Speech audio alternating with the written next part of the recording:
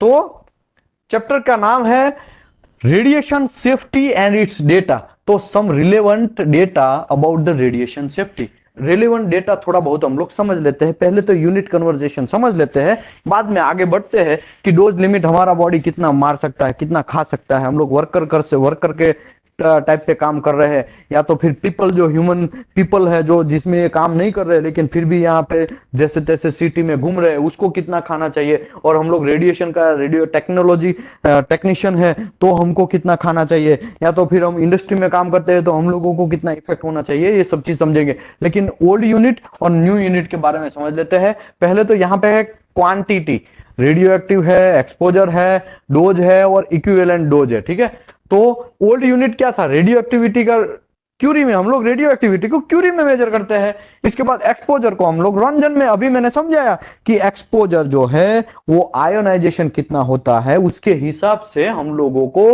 रंजन में मेजर करना है। हम लोग डायरेक्टली तो कभी भी रेडिएशन को मेजर नहीं कर सकते हैं, लेकिन एक्सपोजर को हम लोग रंजन में मेजर करना है। डोज जो है उसको आरएडी में मेजर करना है, और सबका इक्विवेलेंट है, दोनों का कॉम्बो है, वो आरईएम में मेजर करना है।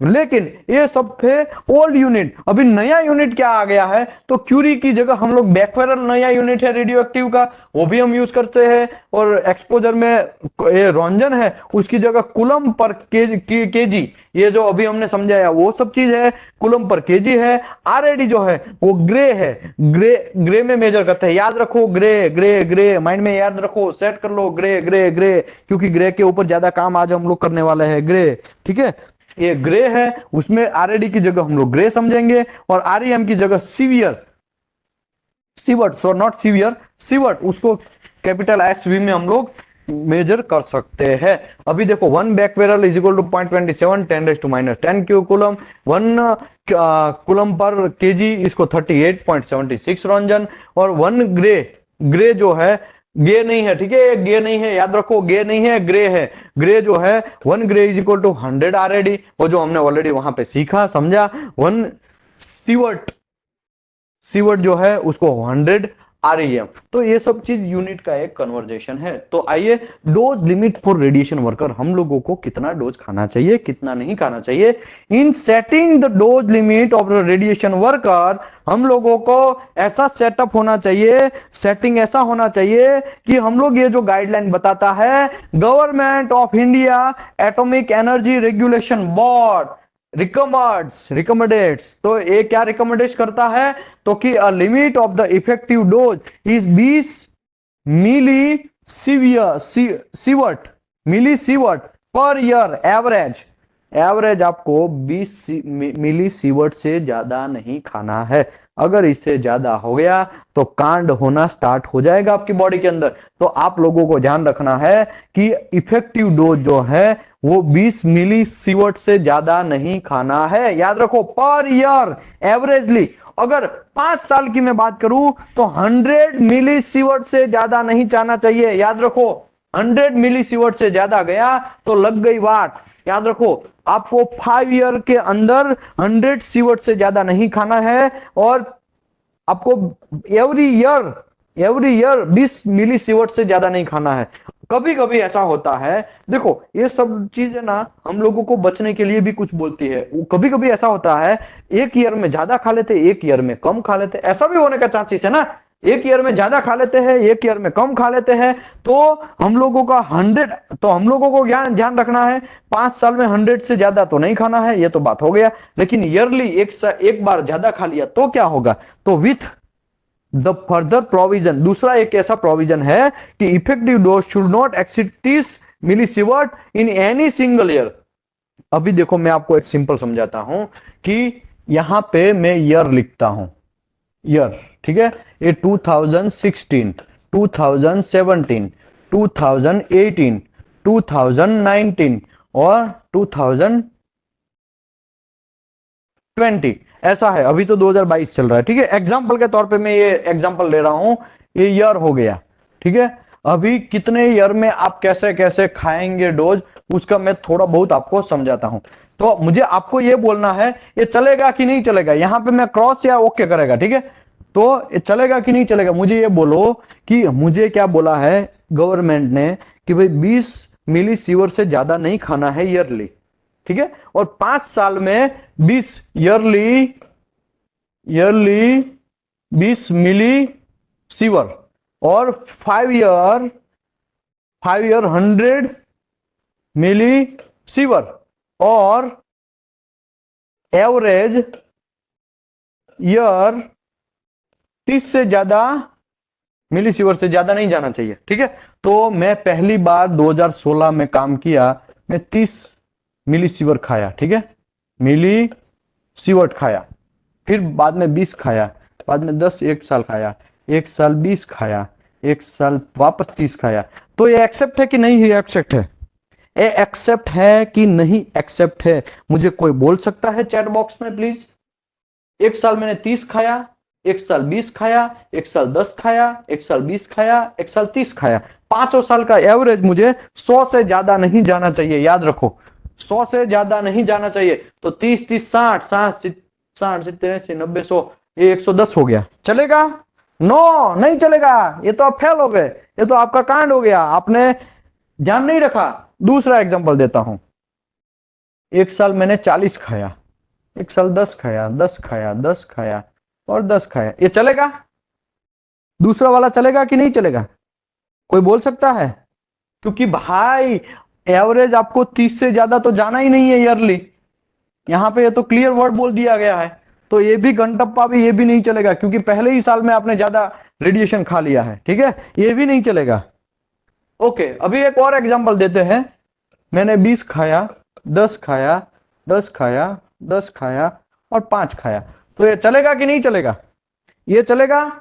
ये लाइन वाला, ये 1 नंबर है, ये 2 नंबर है, ये 3 नंबर है, 4 नंबर है और 5 नंबर है। 5 एग्जांपल लेने वाले हैं हम लोग, ठीक है। ये चलेगा कि नहीं चलेगा? 3 नंबर वाला, यस चलेगा, this is accept, no problem. क्योंकि देखो आपने ईयरली 20 खाना है, तो आपने सभी जगह पे 20 से तो कम ही खाया है। ऊपर से आपको ये भी ध्यान रखना है, 1 ईयर आपको है ना 30 से ज्यादा नहीं जाना है, 30 से ज्यादा आपको जाना है, नॉट एक्सीड। यहां पे लिखता हूं नॉट एक्सीड, ठीक है, नॉट एक्सीड, 30 से ज्यादा तो आपको जाना नहीं है, तो आपने ये भी फॉलो कर लिया। ऊपर से आप ईयरली 100 नहीं गए, तो 20 30 40 50 और 45 से तो ज्यादा आप गए नहीं, then this is accept. Okay, तो ये हो गया एक्सेप्ट, ठीक है। अभी और एक एग्जांपल देता हूं। 30 30 5 5 और 5, ये चलेगा कि नहीं चलेगा? कोई बोल सकता है? 9:19 PM, उसके बाद का जो आंसर रहेगा मैं समझेगा। कोई ये चलेगा कि नहीं चलेगा? जाए चैट बॉक्स में, जब तक नहीं बोलेंगे मैं आगे नहीं बढ़ रहा हूं, पता है ना। नहीं चलेगा, किसी ने लिखा है नहीं चलेगा, किसी ने बोला है चलेगा। भाई कंफर्म करो, नहीं क्यों चलेगा मुझे ये बोलो। देखो ईयरली 30 नहीं खाना है, तो यहां पे आपने 30 से ज्यादा नहीं खाया, यहां पे भी 30 से ज्यादा नहीं खाया, 30 30 60, और आपको 100 से ज्यादा नहीं जाना है 5 साल में। 30 30 60 60 और ये 10 70 और 75 से तो आप ज्यादा गए ही नहीं है, और ऊपर से आप 30 से भी ज्यादा नहीं गए, तो ये चलेगा, ठीक है, ये चलेगा। अभी और एक एग्जांपल देता हूं। 30 30 31 10 और 0, ऐसा आएगा। तो ये चलेगा कि नहीं चलेगा? नहीं चलेगा, ये आप 30 से ज्यादा चले गए, ठीक है, नहीं चलेगा। तो कहने का मतलब यहां पे यही है मेरे भाई, कि आपको याद रखना है कि आपको इफेक्टिव डोज जो है 20 मिलीसीवियर से ज्यादा नहीं जाना है per year, averagely per year आपको नहीं जाना है। ऊपर से एवरी 5 ईयर में आपको 100 मिलीसीवियर से ज्यादा नहीं जाना है, 5 ईयर में 100 मिलीसीवियर से ज्यादा नहीं जाना है।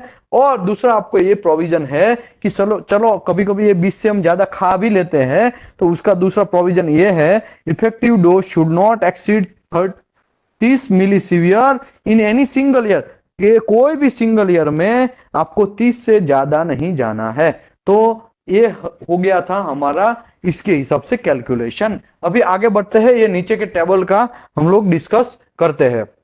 अभी देखो यहां पे मैंने लिखा है atomic energy regulatory board government of India, AEBR, और आजकल नया भी फैशन है और जो है मार्केट में वो भी मैं आपको बोलता हूं क्या चीज है। एक मिनट चालू रखिए आप फोन।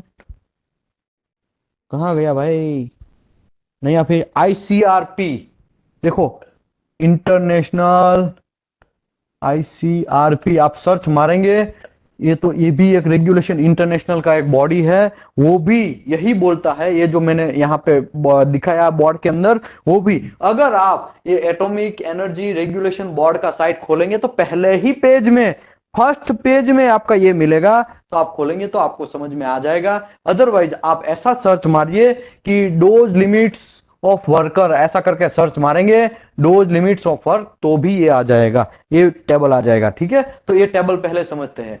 हमारा पूरा का पूरा बॉडी इफेक्टिव डोज जो है, पार्ट ऑफ द बॉडी, ये पार्ट ऑफ द बॉडी है, कौन सा पार्ट कितना खा सकता है वो, उसके बाद ये डोज लिमिट कितना है वो, ठीक है, ये सब चीजें। Occupational exposure and public exposure. Occupational मतलब हम लोग जो काम कर रहे हैं, यहां पे लिखा है ना, ऑक्यूपेशनल एक्सपोजर मतलब radiation exposure to the worker involve in practice in which he और शी, दोनों में से कोई भी, exposed due to the handling the radioactive source और रेडिएशन जनरेटिंग इक्विपमेंट। किसी ने क्वेश्चन पूछा था शायद, तो शायद इसका आंसर मिल गया होगा। ओनली फॉर रेडियोग्राफर डोज है, हरित जी ने क्वेश्चन पूछा था, और भी किसी ने पूछा था ओनली फॉर रेडियोग्राफी, है हरित सिंह जी है, हरित जी भी है। ठीक है, तो कहने का मतलब यह है ऑक्यूपेशनल एक्सपोजर जो है आपका आंसर मिल गया होगा।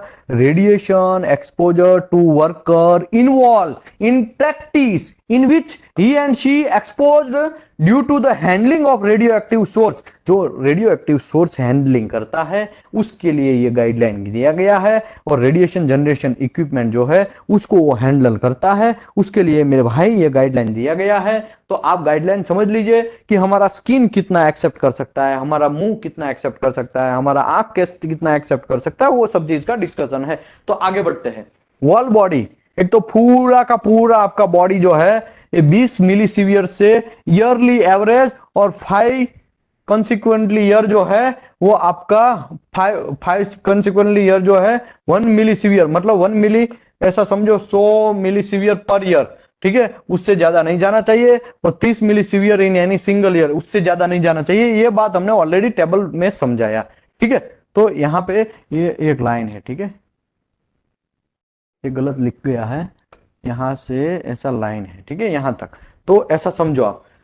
ओके, ये पब्लिक एक्सपोजर की बात है। यहां पे क्लियर लिखा है 20 मिलीसीवियर से और 30 मिलीसीवियर से, और ओवर 5 ईयर का 100 मिलीसीवियर से ज्यादा नहीं जाना है। ठीक है, ये बात हो गया। अभी लेंस ऑफ द आई, अभी एक एक बॉडी के ऊपर जाते हैं। इक्विवेलेंट डोज मतलब आपका मुंह, आपका आंख, आपका आइस, वो जो है 150 मिलीसीवियर इन ईयर, 150 से तो ज्यादा ईयरली जाना ही नहीं चाहिए। और आपका पब्लिक जो है वो 15 मिलीसीवियर से ज्यादा नहीं जाना चाहिए ईयर। स्किन, आपका स्किन जो है वो, तो हमको कैसे पता चलेगा हमारा आंख मुंडी क्या क्या कितना खाया है? भाई आप डॉक्टरी चेकअप है इसका, वो आप करवा सकते हैं। अदरवाइज बीआर से आपको देता ही बैच वगैरह सब चीज देता है, आपको चेस्ट पे लगाने के लिए देता है, हाथ पे लगाने के लिए देता है, ठीक है, आपका पैर पे लगाने के लिए देता है, बहुत सारा चीज देता है वो इंस्ट्रूमेंट, वो सब चीज लगा देना है, उसमें आपको पता चल जाएगा किसमें कितना खाया है। ठीक है, आपका आंख जो है वो 150 से ज्यादा नहीं खाना चाहिए। आपका स्किन है 500 मिलीसीवियर से ज्यादा नहीं खाना चाहिए ईयरली। देखो अभी आप बोलेंगे आपने तो बोला इतना ही खाना चाहिए, लेकिन भाई इतना तो इतना नहीं खाना है आपको, ये है। लेकिन कुछ लोग तो ज्यादा भी खा लेंगे ना, तो उसका क्या? जो लोग ज्यादा रेडिएशन के अंदर जाएगा तो उसको भी कुछ इफेक्ट होना स्टार्ट होगा, तो वो इफेक्ट का बात चल रहा है अभी। ठीक है, 150 से ज्यादा नहीं जाना चाहिए। स्किन है तो 500 मिलीसीवियर से ज्यादा नहीं जाना चाहिए, और हाथ है आपका, फीट मतलब पैर है, वो सब चीजें है वो 500 मिलीसीवियर से नहीं जाना चाहिए। ओके, आपका आंख है वो पब्लिक जो है, जो पब्लिक मार्केट में आजकल घूम रहा है, उसका 15 मिलीसीवियर से ज्यादा नहीं जाना चाहिए। स्किन है वो 50 से ज्यादा नहीं जाना चाहिए। आप ऐसा सोचेंगे यार गन शक्कर ये सब चीज लोग ज्यादा खाएंगे तो चलेगा, ये पब्लिक कम खाएगा तो ऐसा क्यों? भाई ऐसा इसके लिए है, इन लोगों को स्पेशल ट्रीटमेंट के साथ काम करना पड़ता है, उसका खाना भी वैसा होता है। मैं आई थिंक एक सेशन में बोला भी था, कुछ लोगों को ज्यादा चने खाने के लिए बोला जाता है, कुछ लोग को बनाना खाने के लिए बोला जाता है, और कुछ लोगों को ज्यादा ड्रिंक करने के लिए बोला जाता है कि आप थोड़ा ड्रिंक वगैरह सब चीज अल्कोहल बनो। मतलब देखो, मैं ऐसा नहीं बोल रहा हूँ आपको अल्कोहल बनने के लिए, रेडिएशन निकालने के लिए, विशाल भाई ने बोला था ना दारू पीने का, इसके लिए हम बिंदास पी रहे, ऐसा घंटप्पा भी नहीं है। ठीक है, उसका भी एक गाइडलाइन है, मैं रिकमेंडेशन नहीं करेगा। ठीक है, आप ऐसा मेरा नाम देख के फिर मेरे को कॉपीराइट नहीं घुसा देने का, क्या ऐसे इसने ऐसा बोला, ऐसा कुछ नहीं है भाई। ये मैं एक एग्जांपल दे रहा हूं आपको। ठीक है, आगे बढ़ते हैं। फॉर द प्रेग्नेंट लेडी कोई भी है, प्रेग्नेंट रेडिएशन वर्कर जो है वो प्रेगनेंसी में भी वो काम करती है, तो आफ्टर डिक्लेरेशन प्रेगनेंसी, जब प्रेगनेंसी उसका डिक्लेरेशन हो जाता है तो 1 मिलीसीवियर से ज्यादा नहीं जाना चाहिए। चलो, मैं ये प्रेगनेंसी से मुझे बात याद आया, मैं आपको बोलता हूं, गवर्नमेंट ने, इंडियन गवर्नमेंट ने कुछ मोबाइल के ऊपर बैन किया है। क्यों? क्योंकि भाई उसका रेडिएशन जो है ना, वो रेडिएशन कुछ लिमिट से ज्यादा नहीं जाना चाहिए, उसकी वजह से यहाँ पे 1.8 शायद है आज मार्केट में, आप इंटरनेट में सर्च मारो, Indian government mobile is ban up to which radiation range, ऐसा करके सर्च मारो आपको आ जाएगा। तो लोग आजकल बहुत स्मार्ट जो है वो लोग ऐसा करते हैं, मोबाइल में रेडिएशन कितना फेंकता है वैसा रेडिएशन वाला, कम रेडिएशन फेंकने वाला मोबाइल लेते हैं। तो आजकल बहुत सारे मोबाइल में फीचर भी ऐसे आते हैं। ठीक है, तो आप देख सकते हैं भाई, इंटरनेट में ही देख सकते हैं कौन सा मोबाइल कैसा है, कौन सा, कुछ मोबाइल को बैन पहले से ही कर दिया जाता है गवर्नमेंट, उसका रेगुलेशन वगैरह, रेडिएशन कितना फेंकता है। इसके लिए तो हम बोलते हैं ना कि बाल, जो छोटा बच्चा है, बॉर्निंग बेबी है, उसके पास मोबाइल नहीं जाना चाहिए, उसको रेडिएशन लगने का चांसेस है, तो उसका रीजन भी यही है। ठीक है, तो नया कोई रॉकेट नहीं है। आगे बढ़ते हैं। पब्लिक एक्सपोजर किसको बोलेंगे? पब्लिक एक्सपोजर तो के radiation exposure to the public due to the above practices, ये याद रखो। ओके, अभी हम आगे आते हैं, हमारा बैंड कब बजने वाला है उसके ऊपर हम लोग आगे बढ़ते हैं। Biological effect on acute exposure to radiation. ठीक है, below table biological effect of acute the exposure radiation, whole body radiation, low LET radiation. अभी आगे बढ़ते हैं हम लोग। लेस रेडिएशन 1 ग्रे, आपको पता है ना भाई। सिमोन जी प्लीज, हम लोगों को रिक्वेस्ट कर रहा हूं, आप ज्यादातर रिक्वेस्ट मत भेजा करिए, आपको मैं अप्रूव करेगा तो फिर पता नहीं क्या समझाएंगे आप। अभी यहाँ याद करते हैं 0.1 ग्रे, तो नॉट डिटेक्टेबल इफेक्ट, तो आपको कोई घंटब्बा भी आपको कुछ होने वाला नहीं है। लेकिन आपने अबव 0.1 ग्रे से खा लिया तो क्रॉम्सन एंड एब्जॉर्प्शन डिटेक्टेबल। क्रॉम्सन एंड एब्जॉर्प्शन मतलब आपका जो गणसूत्र है, आपका जो आपके बॉडी के अंदर विकृति आना स्टार्ट हो जाएगा 0.1। ठीक है, ये सब चीज लिखना है तो लिख लो, बाकी खली बली। आगे बढ़ते हैं। 0.5 ग्रे से ज्यादा खा लिया तो above effect plus transit reduction in WBC count. तो WBC काउंट है वो आपका कुछ क्षण के लिए, क्षणिक में वो नाबूद करना स्टार्ट होगा। जो आपका बॉडी के अंदर WBC काउंट होता है, जो लोग डेंगू होता है, पता है ना डेंगू होता है तो कण कम हो गए, ये जो पार्टिसिपेट जो था वो कम हो गया ब्लड के अंदर, तो अभी आप ऐसा ऐसा खाओ तो वो क्या है, ऐसा ही एक बॉडी के अंदर WBC काउंट है वो आपका कम होना स्टार्ट हो जाएगा। अबव 1 ग्रे से आपने खाया तो आपको ऑल द अबव प्लस न्यूरजी, मतलब ऑल अबव प्लस, ऊपर का जो बोला गया है आपका ये और ये रिडक्शन WBC काउंट और आपका गणसूत्र, ये सब चीज इफेक्ट होना तो स्टार्ट हो ही जाएगा। लेकिन आपको घबराहट महसूस होगा, आपको थोड़ा ऐसा लगेगा कि चक्कर सा महसूस होगा। कब? जब आप 0.1 ग्रे से ज्यादा खा लेंगे तो आपको घबराहट महसूस होगा, आपका वॉमिटिंग होना स्टार्ट हो जाएगा, आपको डायरिया हो जाएगा, आपको loss of appellate and radiation sickness और रिकवरी प्रोबेबल। यहां तक आप रिकवरी शायद थोड़ा बहुत कर सकते हैं। ये कहां गया ये मुंडी? हाँ, यहां तक आप रिकवरी शायद कर सकते हैं, ऐसा है। रेडिएशन सिकनेस आने का स्टार्ट हो जाएगा, आपकी बैंड बच जाएगी, आपको एपरेटिस मतलब आपको भूख लगना बंद हो जाएगा, आपको भूख लगना एकदम से बंद हो जाएगा। ओके, 3 से 5 ग्रे आपने खा लिया तो क्या हो, all about the increase the severity, मतलब ऊपर का जो चीज है वो सब चीज बढ़ जाएगा। ऊपर से 50% लोग जो है वो 60 दिन के अंदर एक्सपायर हो जाएंगे। कितने दिन के अंदर? 60 दिन के अंदर। समझो जिसने 3 to 5 ग्रे खा लिया है रेडिएशन, उसको वो 50% मतलब 100 लोगों को समझो ऐसा, तो उसमें से 50 लोग 60 दिन के अंदर ही एक्सपायर हो जाएंगे। और ऊपर से ऊपर का जो दिखाया गया सब चीज है, वो सब चीज है और सब चीज है, वो सब चीज एकदम से बढ़ जाएगा। मतलब कि आपको भूख लगना बंद हो जाएगा, फिर आपका WBC काउंट होना बंद हो, काउंट कम हो जाएगा, आपको वॉमिटिंग हो जाएगा, आपको डायरिया हो जाएगा, आपको इलनेस महसूस होगा, माथा दर्द करने लगेगा, ये सब चीज कांड होना स्टार्ट हो जाएगा। ओके, जिसने 5 से 10 ग्रे खा लिया है वो तो बाय 100% मरने ही वाला है, उसमें कोई चांस ही नहीं है। ठीक है, तो आजकल परमाणु बंकर, क्या बोलते हैं उसको? परमाणु बंकर 1.5 से 2 करोड़ में आजकल बनते हैं। और लोग आजकल ज्यादा डिमांड, इंडिया में कुछ टाइम के लिए परमाणु बंकर का रिक्वायरमेंट बढ़ गया था।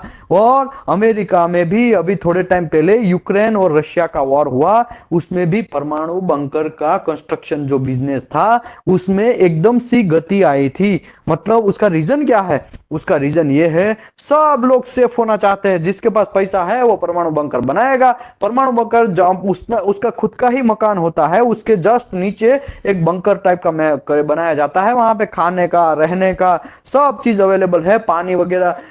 5-5 साल तक जैसा पैसा दोगे वैसा, अगर कुछ ज्यादा पैसा दोगे 5 साल 10 साल तक आप जी सकते हैं, उतना पानी वगैरह स्टोरेज रहेगा।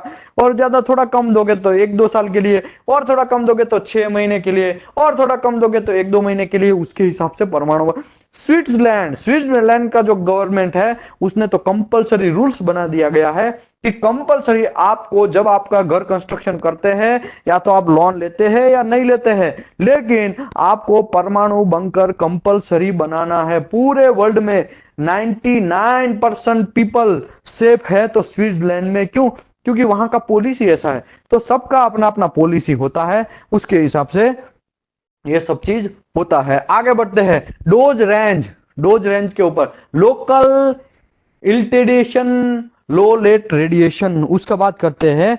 तो सबसे पहले 0.15 ग्रे डोज रेंज जो है 0.15 ग्रे, तो आपको टेस्ट मतलब आपका जो पेनिस है उसके नीचे जो गोटियां लटक रहा है दोनों, वो जो लटक रहा है उसमें थोड़ा थोड़ा इफेक्ट होना स्टार्ट हो जाएगा। 0.30 0.35 टू 0.6 ग्रे, तो उसमें भी ये गोटिया को भी प्रॉब्लम होने वाला है। और परमानेंट स्टेरिलिटी का मतलब है आपको बहुत सा प्रॉब्लम होना स्टार्ट हो जाएगा। मतलब वो जो गोटिया है नीचे लटक रहा है उसकी हम बात कर रहे हैं। उसके बाद 0.5 से 2 ग्रे हम यूज करेंगे। तो ओवारिटीज, ये सब चीजें ना, अंडाशय, ओवारिटी मतलब अंडाशय बोलते हैं, ठीक है, वो भी टेम्पररी स्टेरिलिटी होना स्टार्ट हो जाएगा, तीव्रता, कठोर, कठिन बनना स्टार्ट हो जाएगा, मतलब इफेक्ट होना स्टार्ट हो जाएगा। 0.25 से 6 ग्रे ओवेरिटीज, वो परमानेंटली स्टेबिलिटी। और 3 ग्रे से ज्यादा आप खाएंगे तो आपका माथे का जो बाल है आपके बॉडी के अंदर हेयर है वो गिरना स्टार्ट हो जाएगा। और इलिप्टिलेशन, बहुत कठिन वर्ड है भाई, बायोलॉजिकल है, हमें उससे खलीबली, हमें टेंशन नहीं है। तो कुछ लोगों को जब ये कैंसर का ऑपरेशन करवाते हैं उसका बाल गिर जाता है, उसका रीजन क्या है भाई? उसको इतना तक डोज दिया जाता है तभी जाके कैंसर के अंदर जो है कैंसर के जो वायरस या बैक्टीरिया जो भी है, मुझे नहीं पता है क्या होता है, मैं बायोलॉजिकल स्टूडेंट नहीं हूं, लेकिन जो भी है वो मर जाएगा। जैसे कि मैं आपको एक एग्जांपल देता हूं, युवराज सिंह का कीमियोथेरापी हुआ, तो कीमियोथेरापी में उसके हेयर चले गए थे, पता है ना, बहुत सारे लोगों को पता है। और इमरान खान, उसका भी हेयर चला गया था। तो बहुत सारे ऐसा होता है कि कुछ चीज से ज्यादा आप डोज दोगे तो हेयर फॉलिस मतलब स्टार्ट हो जाएगा। ओके, 5 ग्रे तो आपके आंख की बैंड बच जाएगी, और बीच में जो रेटिना है आपका, और आंख जो काला काला जो बीच में दिखता है ना गोटिया, वो भी निकलना, मतलब उसके ऊपर इफेक्ट होना स्टार्ट हो जाएगा आफ्टर 5 to 10 ईयर में। और 6 ग्रे जिसमें है उसमें स्क्रीन में अभी इफेक्ट होना स्टार्ट हो जाएगा। और 10 से 20 ग्रे खाया है तब तो भाई लग गई बात, उसमें स्किन आपका बर्न होना स्टार्ट हो जाएगा, मतलब जलन होना स्टार्ट हो जाएगा, ब्लिस्ट होना स्टार्ट हो जाएगा, वाउंडेड और डेथ ऑफ द टिश्यू, आपका जो टिश्यू है उसको भी डेथ करना स्टार्ट हो जाएगा। तो मैं आशा करता हूं कि यहाँ पे मनीषा कोइराला, देखो किसी ने एग्जांपल दिया, यस मनीषा कोइराला को भी कैंसर था, उसका भी कीमियोथेरापी किया था तो टकला बन गया था उसका, ठीक है। तो कहने का मतलब ये है भाई, आपको ध्यान रखना है, आपका बॉडी है कैसे ध्यान रखना है रेडिएशन से, वो आपको समझना है। यहाँ पे मैं थक गया हूं, अभी यहाँ पे हम लोग क्लोज करते हैं, और कल यहाँ से और इसके आगे का चैप्टर जो है चैप्टर नंबर 12 वो हम लोग करेंगे। और आशा करता हूं आपको बहुत सारा चीज घंटप्पा समझ में आया होगा। ये बहुत सारा खिचड़ी जैसा है, लेकिन आप इसको मैं वीडियो यूट्यूब में डालेगा तो बार बार देखते रहिए, बार बार देखते रहिए, तो आपको थोड़ा सा महसूस हो जाएगा ये बायोलॉजिकल टर्म्स है, ठीक है। तो मुझे इसमें ज्यादा इश्यू नहीं है। बाकी जो लोग लेवल 3 या लेवल 2 का एग्जाम देंगे या तो टेक्नीशियन जो लोग हैं उसके लिए बहुत इंपॉर्टेंट चैप्टर है, तो आप लोगों को ये दोनों चैप्टर कर लेना चाहिए। Thank you very much. जिसको भी ये रिकॉर्डेड वीडियो चाहिए, और मैंने ऐसे में देखो देखा जाए तो मैं दिन बहुत सारे मैं ऑफलाइन भी सेशन करता रहता हूं, उसका भी हम लोग यहाँ पे रिकॉर्डिंग डे बाय डे करते हैं। वो रिकॉर्डिंग भी जो लोग मेंबरशिप लेंगे 499 लाइफ टाइम मेंबरशिप है, तो ऐसा कुछ नहीं है कि हम लोग बहुत ज्यादा वो कर रहे हैं, ऐसा कुछ नहीं है भाई। मैंने लॉकडाउन में भी ऐसे फ्री ऑफ कॉस्ट बहुत सारी बैचेज चलाई थी, और लॉकडाउन में आप बिलीव नहीं करेंगे, लॉकडाउन के बाद हमने यूट्यूब में डालना स्टार्ट किया, करीबन 3 लाख पीपल ने पूरा का पूरा फायदा उठाया था। 3 लाख पीपल ने यूट्यूब में खाली फायदा उठाया था। बाकी ऑफलाइन में तो मैं गिनना भी भूल गया था, लोग 150 तक ज्वाइन होते थे। और मेरा एक ही फंडा है, no charge, free of cost, कोई भी कोर्स हो, बिगेस्ट हो, सीस्वीप हो। मैंने उस टाइम पे तो बहुत सारे सेशन किए थे, सीस्वीप का फिनिश किया था, उसके बाद बिगेस्ट भी किया था, एपीआई 570 किया था, उसके बाद मैंने एनडीटी का भी किया था, और उसके बाद कोड का भी बहुत सारे किया था, ठीक है। वो सभी का रिकॉर्डिंग ऑलरेडी अवेलेबल है, जिसको भी चाहिए वो 499 में लाइफ टाइम मेंबरशिप है, वन टाइम पेमेंट है, आप करेंगे तो आपको पूरा का पूरा रिकॉर्डिंग चकाचक करेंगे। लीकेज लेवल मेजरमेंट कि लीकेज कितना होता है, जब कोई इंस्ट्रूमेंट होता है रेडियोग्राफी का तो उसमें कितना लीकेज होता है वो आपको समझना है, कि लीकेज जो है वो किसके हिसाब से डिसाइड किया जाता है।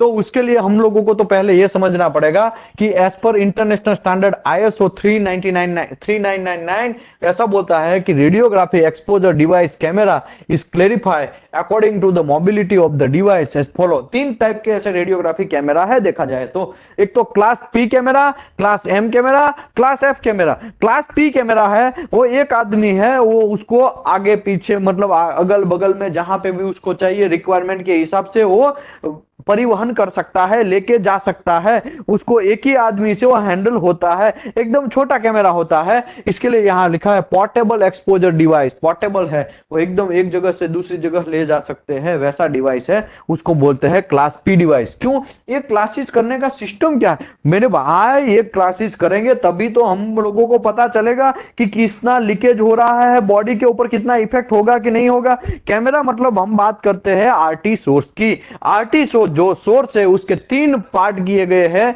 एक तो class P camera, class M camera और क्लास F कैमरा, ठीक है। तो क्लास P कैमरा है वो पोर्टेबल एक्सपोजर डिवाइस है, designated to be carried by 1 person, एक पर्सन से भी वो परिवहन हो सकता है। लोगों को एक्सपीरियंस है इसके बारे में, जो लोग बहुत सारे इंडस्ट्री में काम करते हैं, किसी को एक्सपीरियंस है यहाँ चैट बॉक्स में डाल सकता है प्लीज। ये पोर्टेबल क्लास P कैमरा उसको बोलते हैं जो हम लोग एक दूसरे के साथ अगल बगल में ले जा सकते हैं। रैक पे ऊपर चढ़ना है तो एक ही आदमी एक ही हाथ में या 2 हाथ में पकड़ के या तो कंधे पे रख के वो लेके जा सकता है, ठीक है। किसी को एक्सपीरियंस है इसके बारे में? किसी को नहीं है भाई क्लास P कैमरा का? मतलब देखा है कि देखा भी नहीं है? किसी ने देखा है? छोटा सा कैमरा आता है 1 फीट बाय 300, ऐसा कुछ छोटा सा रहेगा camera. Oh my God, chat box में कोई बोल ही नहीं रहा है।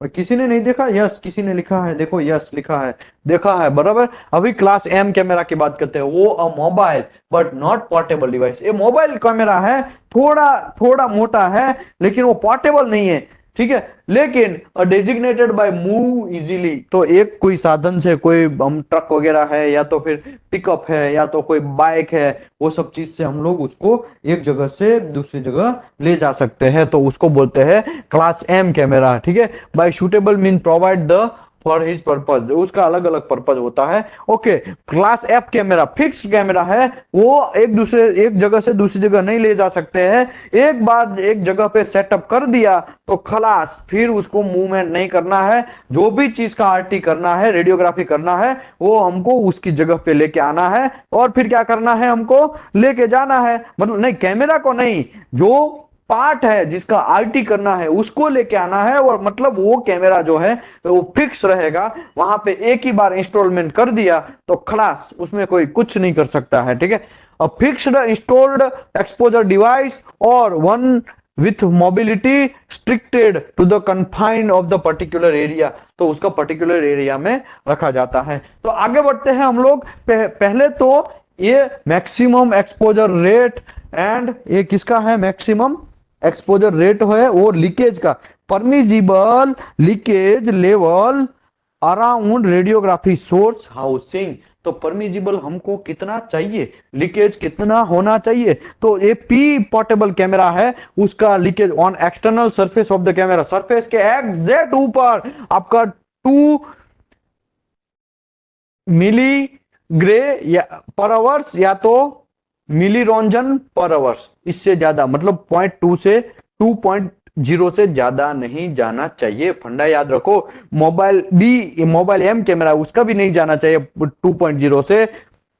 फिक्स कैमरा है उसका भी 2 से ज्यादा नहीं जाना चाहिए। लेकिन 50 mm थोड़ा दूर तो उसका 0.5 mm से ज्यादा नहीं जाना चाहिए, 1 mm से ज्यादा नहीं जाना चाहिए। 1 mm नहीं, सॉरी मेरा गलती है, mm नहीं है, मिली रोंजन पर आवर्स, ठीक है, मिली रोंजन पर आवर्स से ज्यादा नहीं जाना चाहिए, बात याद रखो।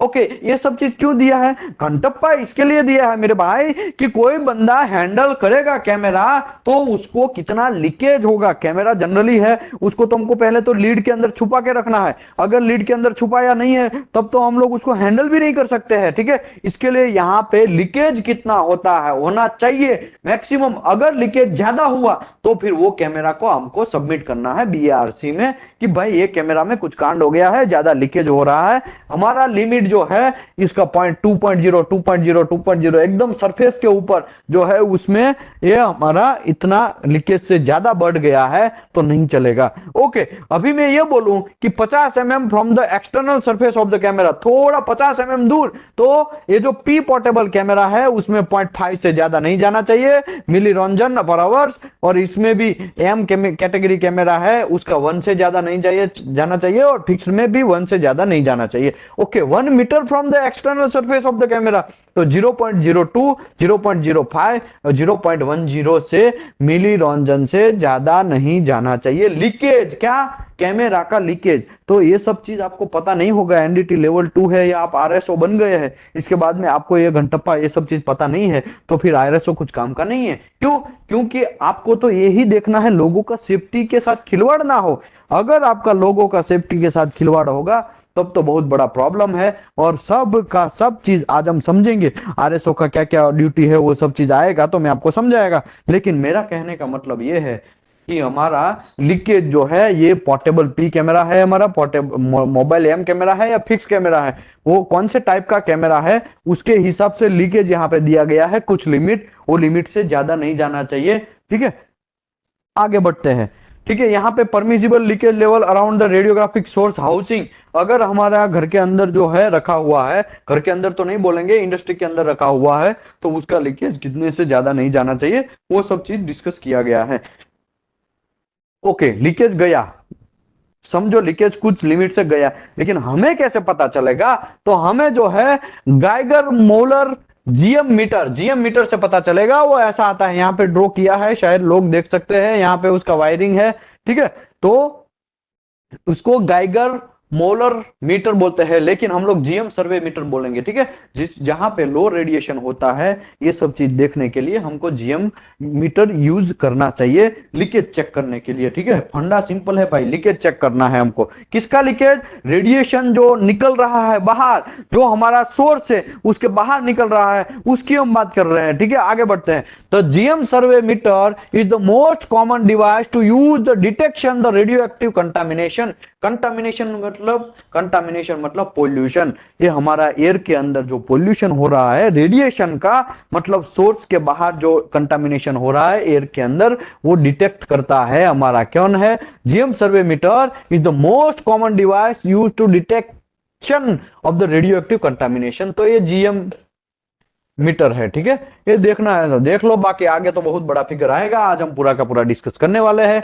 You might hear this metre refer as a pancake. Pancake, शायद आपने जीएम मीटर की जगह पैनकेक समझा होगा, सुना होगा, या तो जीएम पैनकेक बोलते हैं, उसका अलग अलग नाम है। जीएम पेन मीटर बोलो, जीएम मीटर बोलो, या पैनकेक बोलो, या जीएम पैनकेक बोलो, सबका सेम ही नाम है, जीएम मीटर ही बोलते हैं, गाइगर मोलर मीटर, ठीक है। Because of the look of the device, क्योंकि उसका लुक ही पैनकेक जैसा है, इसके लिए GM metre is the often portable. वो आपको पोर्टेबल है, हाथ में रख लेके जा सकते हैं, किधर भी लेके जाना है तो आप लेके जा सकते हैं। और and the efficiency of the GM detection radiation depend on the 4 factor. Okay, ये जो है वो कैसे मेजर होता है, तो 4 फैक्टर के हिसाब से मेजर होता है। पहला फैक्टर है इसमें टाइप ऑफ रेडिएशन, कौन सा टाइप का रेडिएशन है, गामा का है, नॉट गामा, बीटा एंड हमारा gamma, yes gamma and beta, ये दोनों के हिसाब से, मतलब कौन सा टाइप का है, एक्सरे है, गामा है, बीटा है, वो सब चीज के हिसाब से रेडिएशन कौन सा टाइप का है उसके हिसाब से इसका ये मेजरमेंट करता है ये मीटर, जीएम मीटर। दूसरा है energy of the radiation, energy कितना है उसके हिसाब से भी मेजर करता है। दूसरा है तीसरा है amount of activity of source, कितना अमाउंट ऑफ एक्टिविटी सोर्स है। सोर्स जनरली 10 क्यूरी का होता है, 50 क्यूरी होता है, 80 क्यूरी होता है, और डिपेंड ऑन क्यूरी, सोर्स का कितना एक्टिविटी है उसके ऊपर, कितना एनर्जी है उसके ऊपर, कितना रेडिएशन फेंक रहा है उसके ऊपर। और चौथा है direction of the source relative to the instrument detector activity area, वो एक्टिविटी एरिया कितना ले रहे हैं आप। जनरली कुछ लोग 1 क्यूबिक मीटर स्क्वायर लेते हैं, या कुछ लोग थोड़ा 1 फीट बाय 1 फीट लेते हैं, कुछ लोग 3 फीट बाय 3 फीट लेते हैं, कुछ लोग 1 मीटर बाय 1 मीटर, वो डिपेंड ऑन एरिया कितना ले रहे हैं उसके ऊपर डिपेंडेंट है। इफ द बीटा पार्टिकल और gamma rays can either the active portion of the GM meter, the interact it can be detected। अभी देखो यहां पे गामा आया और बीटा आया, ठीक है, एक तो बीटा आया एंड गामा आया, तो ये भाई अल्फा क्यों नहीं आया। बहुत सारे लोगों के माइंड में ये होता है एक्सरे तो सब डालता है, एक्सरे तो अल्फा बीटा गामा और न्यूट्रॉन, जो हमने ऑलरेडी आगे के चैप्टर में समझा। तो ये भाई साहब जो एक्सरे है वो तो उसमें तो सब चीज निकलता है, जब उसका डीके होता है तो अल्फा भी निकलता है, बीटा भी निकलता है, गामा भी निकलता है और न्यूट्रॉन भी निकलता है, ये सब निकलता है। लेकिन अल्फा क्यों नहीं डिटेक्ट करता है, क्योंकि भाई वो मोटा है, 2 प्रोटॉन 2 न्यूट्रॉन का बना हुआ है, उसका वेट ज्यादा है, उसका स्पीड कम है, तो इसकी वजह से ये तो पहले आयोनाइजेशन में भी प्रॉब्लम करता है और पेनिट्रेशन पावर नहीं है, इसके लिए अल्फा की बात ही नहीं है, अल्फा कुछ काम का नहीं है, वो तो एक वेस्टेज है वन ऑफ द, ठीक है। बीटा है वो थोड़ा काम का है, वो पेपर को भी क्रॉस करता है, एल्यूमिनियम को भी थोड़ा बहुत पेनिट्रेट कर लेता है, तो शायद इसका भी काम का है। लेकिन ये गामा है वो तो भाई बहुत डेंजर आदमी है, उससे तो बच के रहना है हमको, और उसी से हम तो रेडियोग्राफी टेस्टिंग करते हैं, उसी से हम आरटी फिल्म लिया जाता है। न्यूट्रॉन है उसका कोई चार्ज नहीं है, लेकिन किधर से भी किधर वो निकल जाता है, तो फिल्म के अंदर हमको देखो, फिल्म के अंदर न्यूट्रॉन भी पास होगा, लेकिन कुछ घंटप्पा भी हमको फिल्म के अंदर पता नहीं चलेगा, क्योंकि कोई चार्ज नहीं है। एजीबीआर है, एजीबीआर हमारा सिल्वर ब्रोमाइड या सिल्वर हैलाइड, उसको तोड़ने वाला कौन है, उसको गामा ही तोड़ता है, क्योंकि वही इलेक्ट्रॉन के अप्लाई करता है। वो मैरिज किया हुआ सिस्टम जो है एजीबीआर ने, दोनों ने एक कपल जैसा है, वो दोनों को तोड़ देता है, और गामा ऐसा बोलता है भाई देख आप दोनों टूट जाओ और मैं आपको इलेक्ट्रॉन देता हूं और लेता हूं, ऐसा करेंगे। एजी को तोड़ देता है, और एजी जो है वो सिल्वर ब्रोमाइड जो है वो खाली कन्वर्ट हो जाता है एजी मेटालिक सिल्वर में, तो मेटालिक सिल्वर फिर पपड़ी जैसा बन जाएगा फिल्म के ऊपर। फिर आप जैसे ही डेवलपर के अंदर धोएंगे तो वो जो पपड़ी है वो नीचे गिर जाएगा, तो फिर हमको पता चलेगा कि यहाँ पे एक्सपोजर ज्यादा हुआ कि कम हुआ। जहां पे एक्सपोजर होगा वहां पे ही सिल्वर जो है मेटालिक सिल्वर में कन्वर्ट होगा, एजीबीआर जो है वहां पे ही मेटालिक सिल्वर में कन्वर्ट होगा। ठीक है, आगे बढ़ते हैं। खली बली ये चैप्टर तो ऑलरेडी हमने समझा लिया है। If the beta particle and gamma particle enter in the active portion, तो ये जो है हमारा एक्टिव पोर्शन है, उसके अंदर जैसे ही वो एंटर होता है तो जीएम मीटर इंटररिएक्ट, मतलब वो एक्शन उसका स्टार्ट होता है। इट कैन बी डिटेक्टेड, मतलब वो डिटेक्ट करना स्टार्ट करता है। यहाँ पे ऐसा सुई रहता है, वो घूमता रहता है। ठीक है, यहाँ पे ऐसा सुई रहता है। ठीक है, दिखा देता हूं। यहाँ पे देखो ऐसा सुई रहता है, वो ऐसे ऐसे जाता रहता है। ठीक है, तो वो फिर डिटेक्ट करता है। Because of the detection efficiency of the GM metre is depend upon the energy of the particle और rays, and the efficiency of GM meter is much higher the detectable beta particle and then the detectable gamma rays। Okay, ऐसा क्यों होता है? तो कि मेरे भाई ये डिटेक्टेबल पार्ट है, उसमें देखो गामा है, वो क्या है, एकदम खड़ूस आदमी है, वो तो कहां से भी किधर से भी निकल जाएगा। ठीक है, तो वो क्या होगा, जैसे ही मीटर के अंदर से निकल जाएगा तो वो डिटेक्ट होना बंद हो जाएगा, मतलब डिटेक्ट शायद कम हो जाए, डिटेक्ट कम ले। लेकिन बीटा पार्टिकल क्या है, वो क्या करेगा, वो जैसे ही अंदर घुसेगा फिर वहां पे रुक जाएगा, तो रुक जाएगा तो उसका ज्यादा वो मेजर करता है। इसके लिए जीएम मीटर है, उसका काम जो है वो लो रेडिएशन एरिया में ही काम का चीज है। बाकी हाई रेडिएशन एरिया होगा, ये भाई साहब की भी पुंगी बच जाएगी, ये ज्यादा अच्छे से काम नहीं करेगा। लेकिन क्या करेंगे, अभी चैप्टर में दिया है तो समझना पड़ेगा। Beta particle do not travel far, beta particle है वो ज्यादा ट्रैवल नहीं करेंगे। So they are able to enter the active portion of the meter, meter का एक्टिव पोर्शन है, वहां पे जैसे ही एंटर होगा they have highly probably interacting being the detected, मतलब ये हाईली प्रोबेबिलिटी है वो मशीन के अंदर डिटेक्ट करे। तो हम लोग फिर ऐसा समझते हैं, तो फिर हमारा मूल पर्पज है कि गामा को चेक करना, तो वो हम नहीं कर पाएंगे। क्यों, हमको तो फिर ऐसा ही समझना पड़ेगा, बीटा है फिर तो हम बीटा यहाँ पे ज्यादा दिखा रहा है तब भी हमको भागना पड़ेगा, तो वैसे वो भी सेफ्टी ही है देखा जाए तो। ठीक है, तो ये सेफ्टी के लिए ज्यादा काम आता है। Gamma rays on the other hand have enough energy and enter the activity portion but may exit without interacting, वो इंटररिएक्ट करे बिना ही वो एंटर भी हो जाता है और बाहर दूसरी जगह एग्जिट भी हो जाता है। उसकी वजह से जीएम मीटर है वो थोड़ा बहुत काम का है, खाली लो रेडिएशन एरिया में। आगे बढ़ते हैं, रेडिएशन मॉनिटर। तो जीएम सर्वे मीटर, देखो ये जीएम सर्वे मीटर कैसा होता है ना, वो मैं समझाने के लिए ये एक खाली चीज, इतना चीज समझाने के लिए वो पूरा का पूरा टॉपिक मैंने समझाया। अभी आपको ये टॉपिक समझेंगे ना तो ज्यादा इजीली समझ में आ जाएगा। GM survey metre and ionization chamber, देखो आयोनाइजेशन चैम्बर भी शायद मैंने यहाँ पे दिखाया है क्या, आयोनाइजेशन चैम्बर, देखो ये आयोनाइजेशन चैम्बर मीटर। ठीक है, ये आयोनाइजेशन चैम्बर मीटर है मेरे भाई, ये हाई रेडिएशन एरिया में भी बहुत काम का चीज है और एकदम जगाचक, मतलब यही का ज्यादातर यूज होता है आजकल मार्केट में, बहुत फेमस भी है। ठीक है, आगे बढ़ते हैं। GM survey metre and ionization chamber are used for the measurement of radiation level, तो रेडिएशन लेवल चेक करने के लिए हमको पहला है जीएम सर्वे मीटर, दूसरा है आयोनाइजेशन चैम्बर, वो उसका दोनों का मशीन का यूज होता है। रेडिएशन कितना लीकेज है या कितना आ रहा है या कितना जा रहा है, व्हाटएवर जो भी समझना है वो दोनों के हिसाब से हमको करना है। Area monitoring like mini RAD और रेड, ये क्या लिखा है, एक मिनट यार यहाँ पे ये थोड़ा लिखा हुआ, okay, the area monitors like mini rad and radmon and MR4500 incorporate in GM counter, देखो जीएम काउंटर के अंदर ये सब चीज काउंट होता है। और personal monitoring like pocket dosimeter make use the small value of ionisation chamber, तो पर्सनल डोजीमीटर जो है, क्या लिखा है, पर्सनल मॉनिटर जो है वो भी बहुत काम का चीज है, और पर्सनल मॉनिटर भी मैंने यहाँ पे दिखाया हुआ है। देखो ये पॉकेट डोजीमीटर है, जेब में रख के चेक करना है, और ये फिल्म बज है, और यहाँ पे देखो, यहाँ पे भाई साहब ने एक कोट पहना है, उसके वहां पे लगाया हुआ है। ठीक है, ये क्या लगाया हुआ है, पर्सनल मॉनिटर जो है वो लगाया हुआ है, ये पर्सनल मॉनिटर है। ठीक है, क्या लिखा है, पर्सनल मॉनिटर, याद रखो वो, यहाँ पे भी मैंने थोड़ा शायद दे दिया है फिगर। ये भाई साहब ने कोट पहना है पीले कलर का, और सॉरी रेड कलर का, और दूसरे ऊपर उसके यहाँ पे उसने चेस्ट के ऊपर चिपका दिया है। ठीक है, तो ऐसा होता है। Personal monitor like pocket dosimeter make use the small value ionisation chamber, उसका भी यूज होता है। और are monitored indicate the radiation level और exposure rate roentgen per hours या मिली रंजन पर आवर्स, एमआर हम बोलते हैं ना कितना एमआर खाया, तो मेरे भाई मॉनिटर जो है ना इंडिकेट करता है लेवल ऑफ एक्सपोजर रेट, क्या करता है, लेवल ऑफ एक्सपोजर रेट, कितना एक्सपोज होता है वो पर आवर्स के अंदर वो चेक करता है।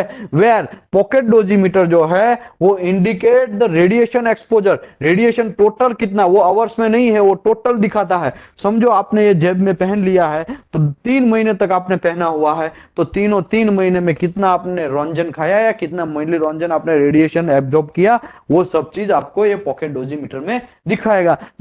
लेकिन एरिया मॉनिटर जो है, क्या नाम है उसका, एरिया मॉनिटर है, वो पर आवर्स के हिसाब से दिखा देगा कि आपने 1 घंटे में इतना रेडिएशन खाया। वो सब चीज काम का चीज है। सम सेफ वर्क प्रैक्टिस, आपका सेफ वर्क प्रैक्टिस कैसा होना चाहिए, कैसे काम करना चाहिए, उसके बारे में थोड़ा बहुत दिया गया है, वो देख लेते हैं।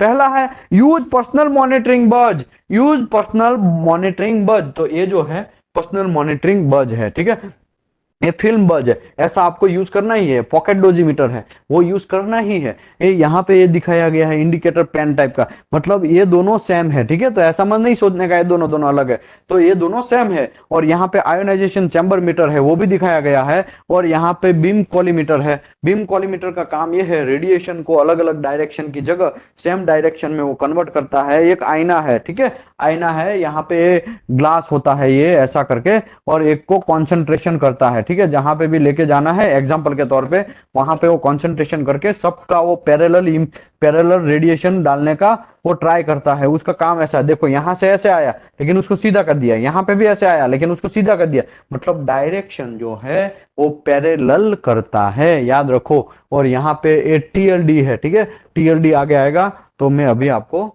समझाएगा। टीएलडी क्या है, यहाँ पे कहा गया रेडिएशन एक्सीडेंट। अरे भाई एक्सीडेंट में अभी हम लोग को नहीं जाना है, हमको यहाँ पे सम सेफ्टी प्रैक्टिस कैसा होना चाहिए वो। यूज द पर्सनल मॉनिटरिंग बज, जो आप जब पर्सनल मॉनिटरिंग बज यूज करेंगे उसमें क्या होता है, फिल्म होता है, thermo personal monitoring TLD, thermo personal monitoring TLD, जो टीएलडी है वो उसकी बात कर रहे हैं, वो भी यूज कर सकते हैं। एरिया मॉनिटर यूज कर सकते हैं, पॉकेट डोजीमीटर यूज कर सकते हैं, use of collimator, collimator use कर सकते हैं। कोलीमीटर क्यों यूज करने का, सब लोग बहुत कंफ्यूज है भाई कोलीमीटर क्या है, भाई घंटप्पा ये सब चीज तो देखा नहीं।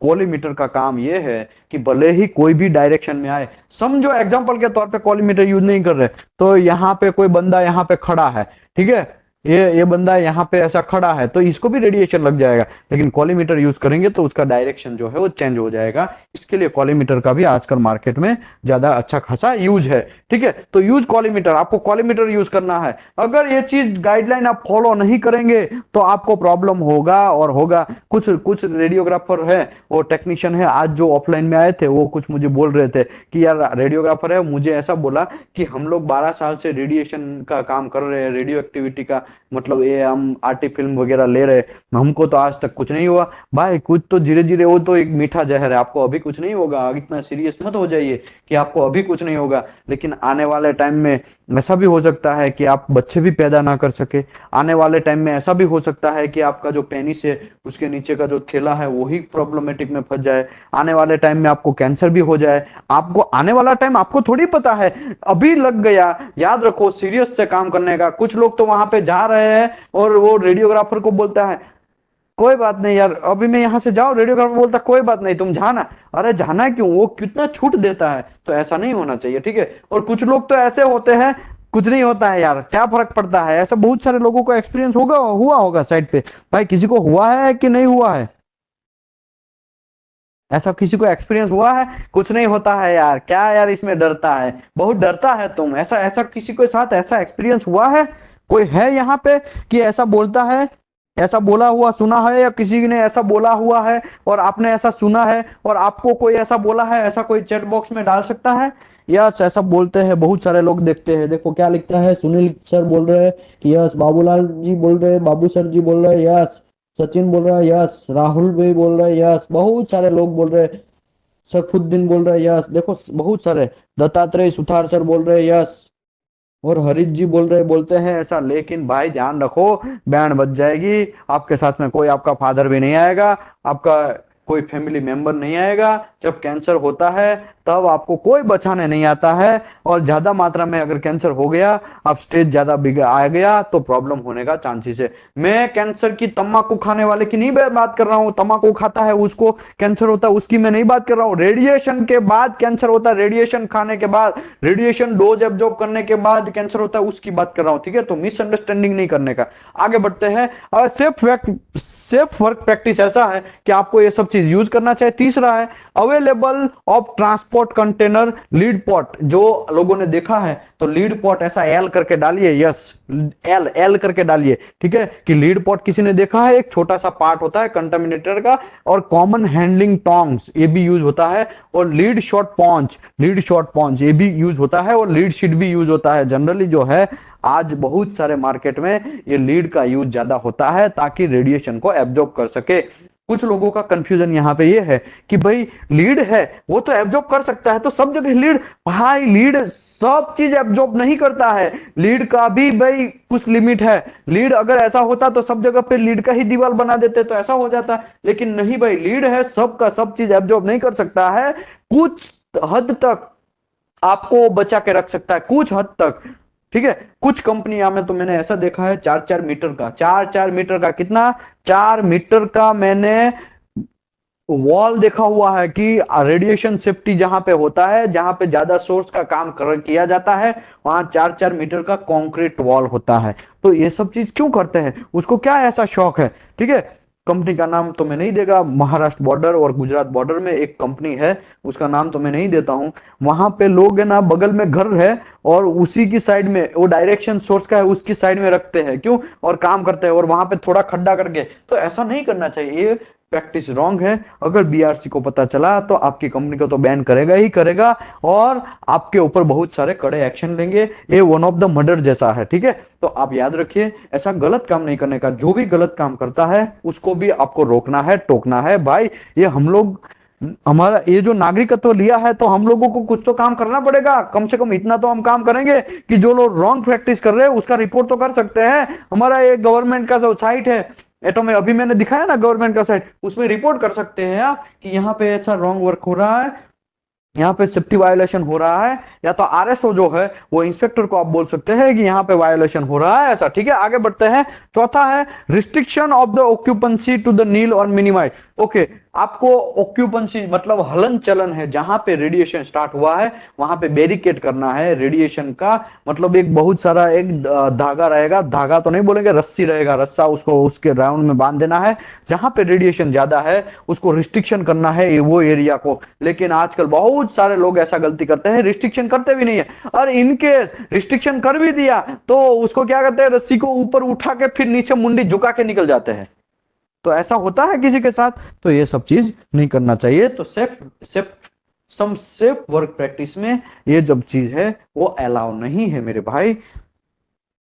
आगे बढ़ते हैं। रिस्ट्रिक्शन ऑफ ऑक्यूपेंसी नील और मिनिमाइज। आपको वहां पे अगल बगल में जो लोग जाते हैं उसको रोकना है। कब? At the time of radiation exposure. जब रेडिएशन एक्सपोजर का काम चल रहा है, रेडियोग्राफी चल रहा है, तब जितने एरिया में वो लोग आवन जावन कर रहे हैं, लोग आते जाते रहते हैं, उसको रोकना है वो एरिया में, और रिस्ट्रिक्शन करना है। तो आजकल लोग वो सायरन बजाते हैं, वो जैसा एम्बुलेंस में आता है ना वैसा भी सायरन होता है, और या तो कुछ सायरन का आवाज अप एंड डाउन करते, ज्यादा आवाज रखते, कम आवाज, वो आपके ऊपर डिपेंड है। उसके बाद कुछ लोग रस्सा भी बांधते हैं लंबा सा, और उसके ऊपर quotation radiation hazard, very danger, ऐसा करके बहुत सारे आजकल मार्केट में स्टिकर अवेलेबल है, वो सब चिपका के। आगे बढ़ते हैं। पांचवा, maintenance of the coordinating around the exposure area. Coordination करना है, जहां जहां पे एक्सपोजर एरिया है उसको मेंटेनेंस मतलब देखना है कि भाई कितना है। समझो ये एरिया में ज्यादा जा रहा है तो उसको मेंटेनेंस करना है कि भाई चलो यहाँ पे उसका डायरेक्शन थोड़ा ऐसा रखेंगे, या तो ये एरिया यहाँ पे वो रिस्ट्रिक्ट होगा तो आप उसको कंट्रोल करेंगे तो यहाँ पे कम जाएगा, ऐसा आपको मेंटेनेंस वगैरह करना है। Maintenance of the maximum distance between the driver unit and the source housing मतलब देखो, ड्राइवर यूनिट मतलब जो चक्कड़ी घुमाने का आता है ना रेडियोग्राफी में, वो ड्राइवर यूनिट, उसको बोलते हैं ड्राइवर यूनिट। जहां से रेडिएशन हम लोग स्टार्ट करना है, वो टेक्नीशियन है, वो घुमाता है। वो घुमाने के बाद वो चीज जो है आगे रेडियो एक्टिव सोर्स जो है वो बाहर निकलता है। जैसे ही बाहर निकलता है रेडिएशन स्टार्ट हो जाता है।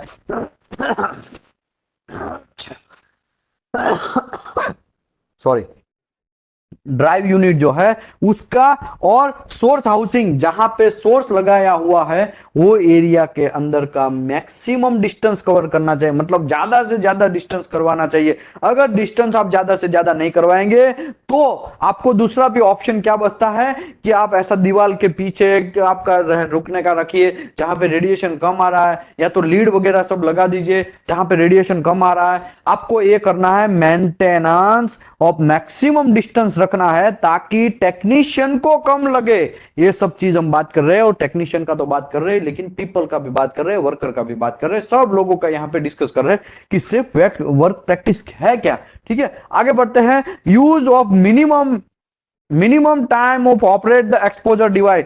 आपको ऐसा करना है कि मिनिमम टाइम एक्सपोज करना है। समझो 10 मिनट में काम बन जाता है तो 11वां मिनट ही क्यों, 10 मिनट से तुरंत बंद करो। समझे आप, मतलब रेडिएशन सोर्स जो है वो काम बन गया है, फिर चाय पीने भाई साहब वो चले गए हैं तो आधा घंटा ऐसे ही सोर्स चलता रहेगा, ऐसा नहीं होना चाहिए। 10 मिनट मतलब खलास, 10 मिनट के अंदर क्लोज कर देना है।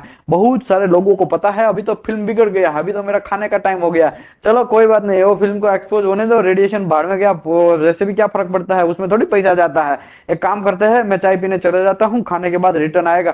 तो ऐसा नहीं करना है मेरे भाई, ऐसे बहुत सारे लोग करते हैं। Use the maximum time minimum time of operate the exposure device. जो एक्सपोजर डिवाइस है उसको मिनिमम टाइम चले वैसा करना है। मतलब मिनिमम टाइम चले मतलब रेडिएशन कम टाइम फेंके। अगर जैसे ही काम हो गया है तो सोर्स को सीधा अंदर ले लो, किसके, वो जो चक्कड़ी घुमाने का आता है ना उसी से। उसको क्या ड्राइवर यूनिट बोलते हैं, क्या बोलते हैं, ड्राइवर यूनिट। ठीक है, वहां से आपको कंट्रोल करना है। 8वां है confirmation of return the source into the source housing. तो आपको ये भी करना है भाई, ड्राइवर यूनिट से आपने घुमा के सोर्स को अंदर तो ले लिया, लेकिन एक्चुअली सोर्स अंदर आया है कि नहीं आया। पुराने जमाने में ये बहुत मिस्टेक होता था। क्या मिस्टेक होता था कि भाई जो है ना सोर्स तो अंदर ही नहीं आएगा, सोर्स वहां गिर गया होगा, तो घंटप्पा ये सब चीज होगा क्या, काम का कुछ नहीं है। सोर्स ही नहीं आया है और आप लेके चले जाएंगे, फिर भी रेडिएशन दिखाता रहेगा, और वहां पे जो लोग जाएंगे उसको भी लगेगा। मैं एक एग्जांपल दिया था ना, एक बंदे ने जेब में सोर्स को घुसा दिया और घर पे चला गया वो सोर्स को लेके, बीआरसी का इन्वेस्टिगेशन हुआ तो वो तो बंदा 2 दिन में एक्सपायर हो गया, उसका वाइफ जो है विद इन 1 मंथ में एक्सपायर हो गया, और उसकी बेटी जो है 3 बेटी थी, वो तीनों का तीनों 6-6 मंथ के अंतराल में वो भी एक्सपायर हो गई। कहने का मतलब ये है रेडिएशन सोर्स है वो बहुत डेंजर चीज है, आपको उसका पूरा कंट्रोल करना चाहिए, ध्यान रखना चाहिए, सेफ्टी के साथ सेफ वर्क प्रैक्टिस जो है वो फॉलो करना चाहिए। 9 नंबर का है storage the exposure device when in use it is approved source storage room. तो जो आपका पीट रूम बोलते हैं उसको क्या बोलते हैं, पीट रूम। पीट रूम किसी ने देखा है भाई, कोई बोल सकता है पीट रूम, पीट रूम किसी ने देखा है, चैट बॉक्स में कोई डाल सकता है। देखो पीट रूम जो है उसमें जनरली एक खड्डा किया जाता है, उसमें टेक्नीशियन को उतरने के लिए सीढ़ी वगैरह सब चीज लगाया जाता है। उसके बाद वहां पे अगल बगल के एरिया में कंक्रीट किया जाता है, हार्ड कंक्रीट बोलते हैं उसको।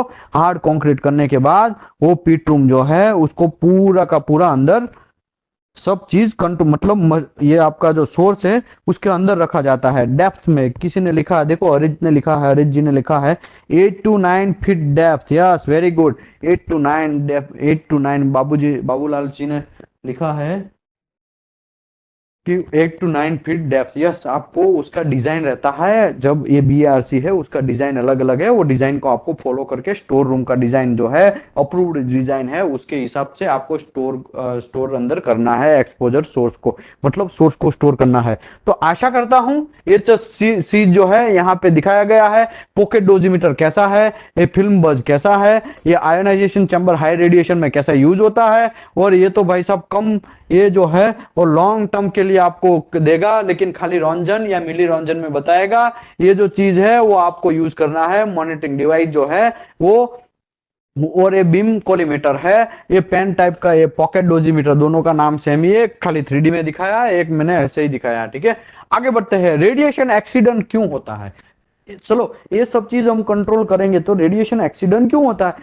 लोगों को मैंने शायद कल देख बोला था कि एक हीरो, सॉरी यहाँ पे क्या, रशिया के अंदर एक जगह है चेरनोबिल।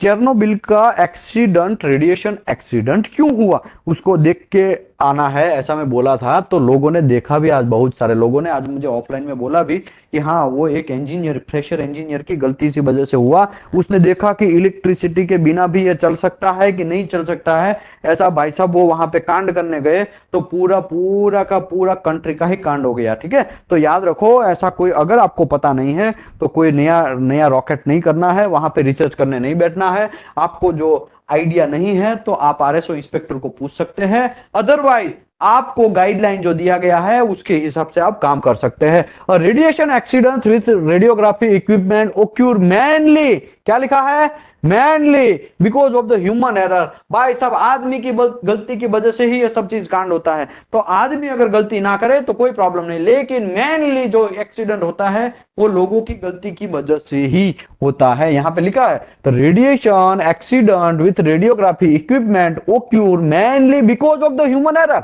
तो ह्यूमन एरर जो है, बोलता है ना चलता है, यहाँ पे तो बहुत सारे लोग बोलते हैं ना, इंडिया में तो मैं बहुत सारे लोगों को देखा चलता है, बाकी गल्फ कंट्री में तो साला चलता है बोलेगा तो वो रिवोक भी हो जाएगा, शायद उसका वैलिड पॉइंट होगा तो रिवोक हो जाता है। रिवोक होना मतलब वो प्रोजेक्ट से ही उसको निकाल दिया जाता है, शायद उसको अपनी जो अपनी कंट्री है, जो जो कंट्री से नेशनलिटी है उसमें वापस भेज दिया जाता है। तो चलता है वर्ड तो हमको यूज करना ही नहीं है। देखो, radiation accident with radiography equipment occur mainly because of the human error, human error की वजह से होता है। Negligence in the maintenance of the equipment and और carelessness and wrong work practice of main reason for the human error.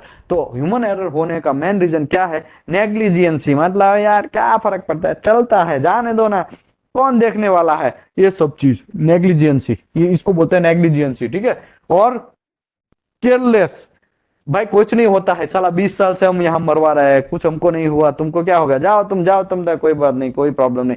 तो ये सब चीज जो है वो नेग्लिजेंसी, केयरलेस, पुअर स्किल और रॉन्ग वर्क प्रैक्टिस, ये सब चीज की वजह से ये एक्सीडेंट बनता है। ठीक है, आगे बढ़ते हैं। मेन रीजन है ये ह्यूमन एरर का, यही है। ओके, दूसरा, दिस एरर में रिजल्ट द लॉस और थेफ्ट ऑफ द सोर्स। ये सब चीज रीजन ये भी हो सकता है कि भाई सब लोग चुरा लेते हैं, सोर्स को चुरा लेते हैं। मैं एग्जांपल दिया ना, वो जेब में भाई भाई सब डाल के निकल गया घर में, चुरा चुरा लिया उसने। तो ये सब चीज जो है थिफ्ट, थिफ्ट ये बहुत आजकल मार्केट में बनता है, थिफ्ट हो जाना। थिफ्ट मतलब चोरी कर लेना, वो आप सोर्स ही कोई चोरी कर लेगा तो आप क्या उखाड़ लोगे उसका, तब तो फिर भी यार भले ही उसके ऊपर बहुत सारा इन्वेस्टिगेशन होता है और पकड़ा ही जाता है, ऐसा तो होता ही नहीं है कि नहीं पकड़ा जाएगा, ऐसा नहीं, चोरी करता है अगर पकड़े गए तो गुनेगार है, आप याद रखो। तो आप लोगों को ये सब चीज नहीं करना है। तो याद रखो कि लॉस हो जाना, लॉस मतलब खो जाना, सोर्स ही खो गया, साला ऐसा भी हो सकता है, सोर्स ही खो गया।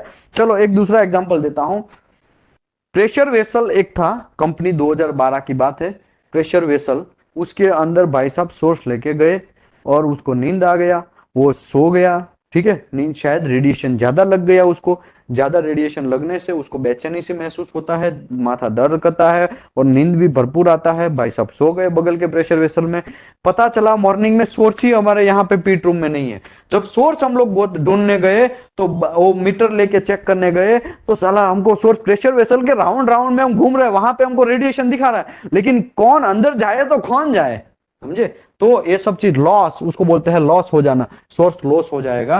लॉस मतलब गायब हो जाना, सोर्स ही गायब हो जाएगा, गायब तो वैसे नहीं होता है, और मतलब खो जाना। ठीक है, खो जाता है। तो ऐसा किसी के साथ इंसिडेंट बना है, शायद कम लोगों के साथ ऐसा बना होगा कि सोर्स खो गया हो, लेकिन मेरे साथ तो नहीं हुआ है। मेरे जो सीनियर लोग थे वो लोग मुझे बोला था कि ऐसा भी एक बार हुआ था। ठीक है, तो मैं भी यहाँ पे ऐसा बोलता हूँ, मेरे साथ तो नहीं हुआ, किसी के साथ ऐसा हुआ है तो यहाँ पे कमेंट बॉक्स में डालिए प्लीज। किसी के साथ ऐसा हुआ है कि सोर्स, जो सोर्स है आरटी का, एक्सरे का, गामा का, जो भी है, चोरी हो गया या तो लॉस हो गया, ऐसा किसी ने सुना भी है क्या, ऐसा सुना है किसी ने?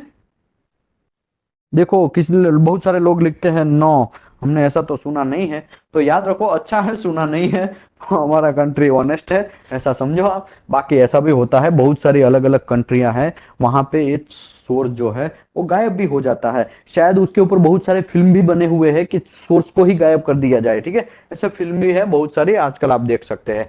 एरर में भी रिजल्ट, इसका रिजल्ट ये होता है लॉस और थिफ होना of the source and detachment of the source assembly from the equipment for control system, jamming of the source assembly of guide tube। जैसे ही वो हमारा ड्राइवर यूनिट है, ड्राइविंग यूनिट है, वो जैसे ही घुमाएगा आरटी से ऐसे ऐसे, ठीक है, राउंड राउंड में, ठीक है, क्लॉकवाइज में आप घुमाएंगे या एंटी क्लॉकवाइज में, जो भी है आप घुमाएंगे, लेकिन भाई साहब ट्यूब है वही गाइड, जो गाइड ट्यूब है वही जाम हो गया होगा, तो सोर्स अंदर पूरा रिटर्न आएगा ही नहीं। अगर ऐसा हो सकता है कि सोर्स प्रॉपरली बाहर निकलेगा ही नहीं, तो भी हो सकता है ना। तो ये सब चीज की प्रॉब्लम की वजह से जामिंग भी हो सकता है, या तो कुछ अंदर कचरा भर गया है, या तो ऐसा भी हो सकता है, या तो कंट्रोल सिस्टम बिगड़ गया है, ऐसा भी हो सकता है। तभी भी आपका रेडिएशन एक्सीडेंट होने का चांसेस है, ठीक है। तो ऐसा नहीं समझने का खाली चोरी हो जाता है, ऐसा नहीं है, चोरी भी हो सकता है, लॉस भी हो सकता है। और ये जो यूनिट है आपका कंट्रोल यूनिट, वो जाम हो जाना, गाइड ट्यूब प्रॉपरली वर्क नहीं करना है। आदमी तो गलती करता है कभी कभी, इसमें मशीन का भी गलती होता है, जनरली मशीन का तो ऐसा नहीं है। आगे बढ़ते हैं। Those would result the necessary radiation dose to those on the vicinity of the radiation source। ठीक है, ये सब नेसेसरी रेडिएशन डोज जो है उसके हिसाब से आपको चलना है। आपका रेडिएशन डोज आपने ज्यादा खा लिया है तो तुरंत आपको रिपोर्ट करना है। Excessive exposure can be due to the, यहाँ पे ये यहाँ पे आएगा कि आपको क्या करना है क्या नहीं करना है, ज्यादा डोज खा लिया है तो। Neglecting to monitor regularly would delay the detection of the accident, will be therefore the enhance the radiation dose। Personal situation in this type of will be necessitate careful analysis, proper planning and handling, minimize the radiation dose on concern the personnel of the other vicinity। Generally proper planning ही नहीं है आपका कि कैसे काम करना है, proper system नहीं है, तभी भी प्रॉब्लम हो सकता है। उसके बाद यहाँ पे एनालिसिस, केयरफुल एनालिसिस नहीं किया है कि कितना टाइम कितना अंतर के बीच में ये होता है, वो जो मीटर है वो यूज नहीं किया है तो भी आपका चांसेस है। मीटर बिगड़ गया है तो भी एक्सीडेंट का चांस है। एक्सीडेंट मतलब कैसा, एक्सपायर आदमी भी एक्सपायर हो सकता है, उतना डेंजर एक्सीडेंट, ठीक है, ऐसा भी होने का चांस है। Management excessive exposure, any actuates exposure recording dose more than 10 MSV is considered as excessive exposure। अगर 10 मिली सीवर से ज्यादा हो गया है तो आपको जनरली रिपोर्ट करना चाहिए। कहां गया, ये सीवर है, ठीक है, सीवर्ट। चलो यहाँ पे चैप्टर क्लोज होता है, ठीक है, ज्यादा कुछ बड़ा नहीं है, डोंट वरी। आप ऐसा मत सोचिए कि बहुत बड़ा चैप्टर है, ये तो छोटा चैप्टर ही है। इसके बाद आगे हम बढ़ते हैं। देखो 10 मिली से ज्यादा, एसवी से ज्यादा गया तो आपको उसका प्रॉब्लम यह है कि ये एक्सेसिव एक्सपोजर गिना जाएगा और आपको तुरंत रिपोर्टिंग करना है। किसको, आपको आरएसओ, जो आपका आरएसओ है उसको तुरंत रिपोर्टिंग करना है। ओके, अभी मैंने ऊपर समझाया कि कुछ डोज से ज्यादा नहीं खाना चाहिए, वो डोज से ज्यादा खाया तो प्रॉब्लम क्या होगा। तो आपको क्या करना चाहिए, फॉल्टी एक्सपोजर डिवाइस, आपका फॉल्टी एक्सपोजर डिवाइस है तो भी आप ज्यादा एक्सपोजर खा सकते हैं, मतलब रेडिएशन ले सकते हैं। फॉल्टी रेडिएशन मॉनिटर है तो भी आप ज्यादा ले सकते हैं। Wrong work practice, excessive workload, ज्यादा वर्कलोड है तो भी आपका रेडिएशन ज्यादा लगने का चांसेस है। तो याद रखो मेरे भाई, ये सब ट्रेस से रिमूव करने के लिए आपको शांति से काम करना है। अगर शांति नहीं है तो अब आपकी बैंड बच जाएगी। ओके, अगर आपने ज्यादा रेडिएशन खा लिया है तो रेडियोलॉजिकल फिजियोलॉज है, फिजियोलॉजी है, उससे आपको कहा बात करना है और उसका एडवाइजरी यूनिट है, वो यूनिट में जाना है आपको और तुरंत आपको क्या रीजन की वजह से आपने एक्सपोजर खाया उसका इन्वेस्टिगेशन बैठता है और वो इन्वेस्टिगेशन है वो आरएसओ ऑफिसर करता है या तो साइट इंचार्ज करता है और वो साइट इंचार्ज को रिपोर्ट भी देना पड़ता है और रिपोर्ट के हिसाब से प्रॉपरली इमीडिएटली उसको स्टेप लेना पड़ता है ताकि दूसरे लोगों को कुछ काम कांड ना हो जाए, दूसरे लोगों के साथ भी ज्यादा एक्सपोजर ना खा सके। ऐसा आपको ध्यान रखना चाहिए, ठीक है। तो आपको एक्सपोजर ज्यादा खाया तो आपको भी एक तो मेडिकल में एडमिट हो जाना है तुरंत। ऐसा नहीं कि मैंने यार ज्यादा खा लिया है सर तो अभी मैं बाद में, ऐसा नहीं होता है। गुड़ खाना है आपको, याद रखो, गुड़ खाना है। कुछ मैं आपको बोल देता हूं, गुड़ खा सकते हैं आप, ड्रिंक करना है, अगर मैं रिकमेंडेशन नहीं करेगा ड्रिंक का, ठीक है। थोड़ा बहुत वो लोग करते हैं ड्रिंक, तो वो भी लोग करते करते हैं। और गुड़, चने खाना है, चने, बनाना, वो सब चीज खाना है, तभी आपको थोड़ा बहुत एक्सपोजर वो बाहर निकल जाएगा आपके बॉडी के वाटे, पिच्छू के वाटे, या तो वॉमिटिंग के वाटे, या तो फिर टट्टी के वाटे, ठीक है। जो भी आप समझो, मेरा काम इतना था कि आपको ये समझा